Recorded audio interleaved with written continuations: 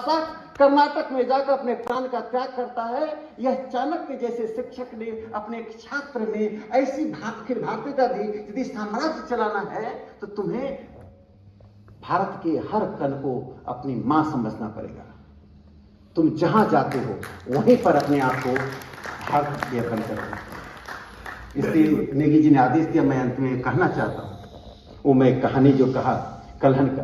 कल्हन के पास केरल के दो विद्वान गए। दोनों विद्वान में कल्हन की राइटिंग के प्रति विवाद था। जब दोनों विद्वान वहां पहुंचे तो एक किसान खेत में काम कर रहा था, तो उससे पूछा कल्हन का घर कहां है, तो उसे बताया उस पहाड़ी पर है, उस झोपड़ी में। जब कल्हन वहां पहुंचे, दोनों पहुंचा तो एक वृद्ध महिला निकली, उन्होंने कहा प्रतीक्षा कीजिए, कल्हन आती हो। थोड़ी देर बाद वही किसान आया, मिट्टी से सना हुआ हाथ था, कहा मैं ही कल्हन हूं। विवाद को उनके ही रचना पर विवाद थी। कल्हन आप जानते हैं राजतरंगिणी के लेखक, और उन्होंने विवाद को कुछ सेकंड में सुलझा दिया।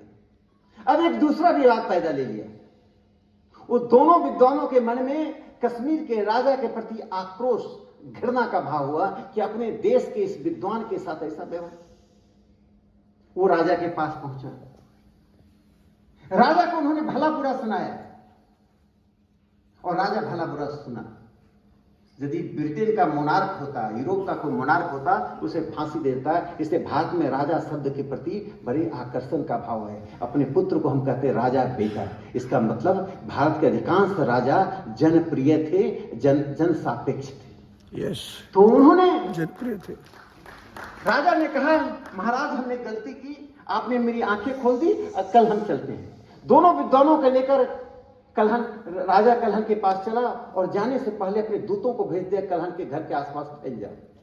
कल्हन भागे नहीं। जैसे ही कल्हन ने देखा कि राजा साजो सामान के साथ, सभी विलासिता के सामान के साथ आ रहा है, कल्हन अपने पत्नी को कहा मेरा लिखा पढ़ा हुआ लेकर भागो।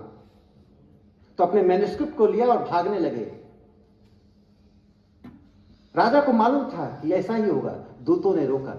जब राजा पहुंचे तो राजा ने हाथ जोड़ते हुए, सर झुकाते हुए उन्हें कहा कि आप क्यों इस हालत में रहते हैं। इन दोनों विद्वानों ने मेरी आंखें खोल दी। आपके लिए एक महल है, ये साजो सामान है, ये सोने चांदी के जवाहर के सब श्रृंगार के साधन है, आप चलिए रहिए।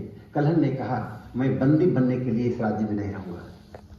यदि आप मुझे महल में लेंगे तो मैं लिखना बंद कर दूंगा। ज्ञान की जो साधना है वो भौतिकता पर आधारित नहीं। भौतिकता हमारे जीवन के लिए आवश्यक है। एक शिक्षक के लिए ज्ञान के आधार पर भारत का निर्माण करना। एक शिक्षक अनेक संगठन पैदा कर सकता है, अनेक विचार पैदा कर सकता है, और विश्वविद्यालय से मेरी यही उम्मीद है। मैं नेहरू के कोर्ट का मेंबर हूं। मैंने वहां जाकर पूछा कि जिस गांव को मैंने गोद लिया कॉन्थॉम, वो व्हिस्लिंग विलेज है। अपनी मां बच्चे के जन्म के बाद एक आवाज देती है, एक ट्यून देती है, उस आधार पर लोग एक दूसरे को बुलाते हैं। 2018 में राज्यसभा में जाने के बाद मैंने उस गांव के बारे में पूछा। पूछते समय मैं डर रहा था कि पहली बार मैं राजनीति में और सदन में गया था कि शायद एक गांव की बात कहूं, कहीं लोग सदन में बैठे लोगों को बुरा न लगे कि कौन सा मूर्ख व्यक्ति है एक छोटी सी बात कर रहा है। लेकिन उस बात पर सदन की सहमति बनी, चेयरमैन ने मुझे प्रशंसा की। फिर मैं गाँव गया 2-3 बार, संबंध बना, फिर मैं गांव को गोद लिया। लेते लेते मैंने 5 गांव गोद ले लिया वहां पर। लेकिन जो मूल बात है कि वह जो सूक्ष्म संस्कृति, सूक्ष्म समुदाय के पास, सूक्ष्म भूगोल में है, उसकी जानकारी नेहरू के पास नहीं थी। मेघालय के लोग नहीं जानते थे। हम अपने ही वैशिष्ट्य को नहीं जानने वाले लोग हैं। इसलिए मैंने निश्चय किया कि मैं अपने भारत जब तक भ्रमण पूरा नहीं करूंगा तब तक अपना पासपोर्ट नहीं बनाऊंगा। भारत में इतना विदेश है, इतना विदेश है कि 3 बार जन्म लेने के बाद भी हम भारत को नहीं जानते। इसलिए उस कॉन्थॉम गांव आज माननीय प्रधानमंत्री जी अपने भाषणों में 2 बार उसका उल्लेख किया और भारत सरकार ने उसे बेस्ट टूरिज्म विलेज के रूप में यूनाइटेड नेशन टूरिज्म ऑर्गेनाइजेशन के पास प्रस्तावित कर दिया।